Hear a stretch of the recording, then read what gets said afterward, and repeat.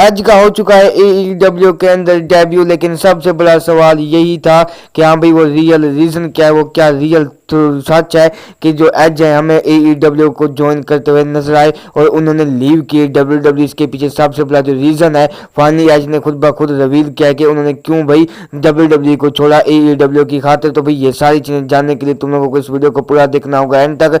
मुझे लगा कि हाँ भाई इसको लेकर एक पर्टिकुलर वीडियो आनी चाहिए क्योंकि एज ने एक बहुत बड़ा रीज़न रिवील किया है जो कोई बंदा भी एक्सपेक्ट नहीं कर सकता कि ये चीज़ें एज ने कही हैं। So without wasting in time let's begin this video. अच्छा होता क्या है, मैं पूरी तुम्हें डिटेल के अंदर ये चीज़ें बताने वाला हूँ। पहले देखो, आज AEW के अंदर एक wrestle dream premium live event होता है AEW का। उसके मेन इवेंट के अंदर डार्बी एलन का आमना सामना होता है क्रिस्टियन केज के साथ में। अच्छा, इस मैच के एंडिंग के अंदर क्या होता है, जो क्रिस्टियन केज अपनी चैंपियनशिप को रिटेन करते हुए नजर आते हैं। बेसिकली ये मैच था कि TNT चैंपियनशिप के लिए, लेकिन उसके बाद जो एज है हमें AEW का अपना डेब्यू करते हुए नजर आया। अच्छा, फाइनली जो एज है उन्होंने रीज़न भी बता दिया कि उन्होंने क्यों WWE को छोड़ा और AEW को हमें ज्वाइन करते हुए नजर आए। यानी कि हमें 3-4 ट्वीट्स वगैरह करते हुए नजर आते हैं अपने ऑफिशियल एक्स अकाउंट के थ्रू। अच्छा, तुम उसका स्क्रीनशॉट भी तुम लोग अपनी स्क्रीन के ऊपर देख सकते हो। पहले तो ट्वीट के अंदर वो रखते हैं कि देखो भाई बहुत सी चीज़ें इस बिजनेस ने यानी कि WWE ने उन्हें भी दी हैं। देखो अब वो AEW के अंदर आ चुके हैं तो भाई उन्हें नए चेहरे देखने को मिलेंगे। काफ़ी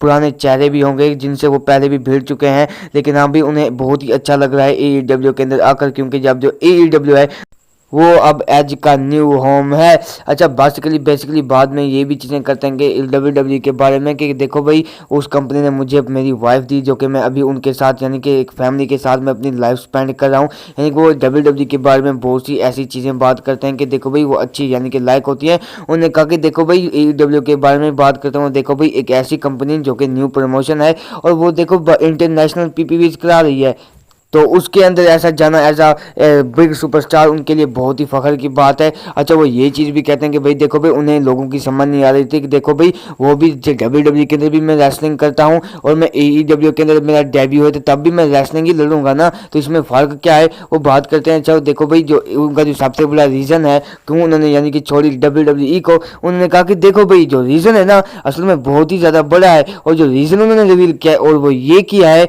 कि जो वो है वो WWE के साथ काम करना चाह रहे थे, लेकिन जो WWE है उन्हें काम नहीं दे रही थी।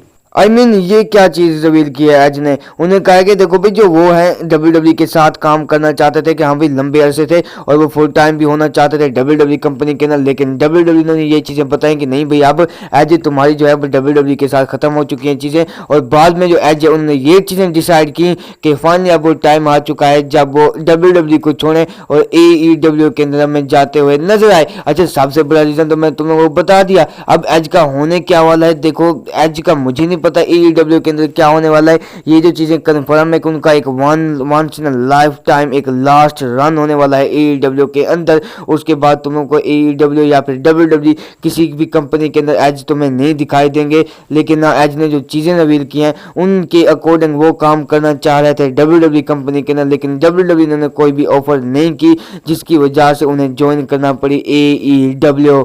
और उन्होंने ये चीज़ें भी रिवील की हैं कि हाँ भाई देखो उन्हें फिर AEW के अंदर एक न्यू रोस्टर मिलने वाला है, न्यू फेसेस मिलने वाले हैं और ऐसे पुराने दोस्त मिलने वाले हैं जिनके साथ वो पहले भी काम कर चुके हैं और वो आने वाले टाइम के अंदर दोबारा काम करने वाले हैं जो कि AEW के अंदर है। बेसिकली देखो अब मेरे ख्याल से जो रन होने वाली है एज की वो उनके अपने फ्रेंड यानी कि क्रिस्टियन केज के साथ होने वाली है।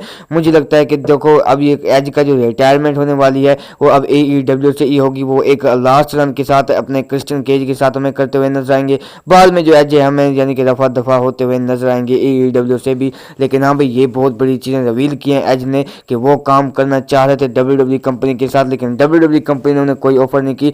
WWE ने ये चीज़ें कही एज को कि नहीं भाई अब तुम WWE से काम खत्म करो और घर जाकर बैठ जाओ। तो इस किस्म से हमें बातें करते हुए नजर आए एज। उन्होंने बहुत सी चीज़ें भी रिवील की हैं अपने AEW के फ्यूचर प्लान्स को लेकर कि भाई हाँ भाई नए फेसेस होने वाले हैं और बहुत सी चीज़ें उन्होंने रिवील की हैं जो कि मैंने तुम लोगों को इस वीडियो के अंदर बता दिया है। बाद अगर तुम लोगों के ओपिनियन से भाई एज ने जो चीज़ें रिवील की हैं वो क्या सही है, तो तुम लोग अपना ओपिनियन शेयर करना कमेंट सेक्शन के अंदर। हाँ, अगर ये वाली वीडियो पसंद है तो कर देना लाइक। लेकिन मुझे ये चीज़ वाह याद लगी कि जो WWE है उन्होंने एज को से कॉन्ट्रैक्ट ही ऑफर नहीं किया एक न्यू। बाद अगर ये वाली वीडियो पसंद आई हो तो इसको like share subscribe plus bell notification को कर देना ताकि मेरी हर आने वाली न्यू वीडियो का नोटिफिकेशन तुम तक सबसे पहले पहुंचता रहे। तो मिलता हूं तुम लोगों से आकर एक एन अदर वीडियो के अंदर बहुत ज़्यादा जल्दी। Till then bye bye, take care.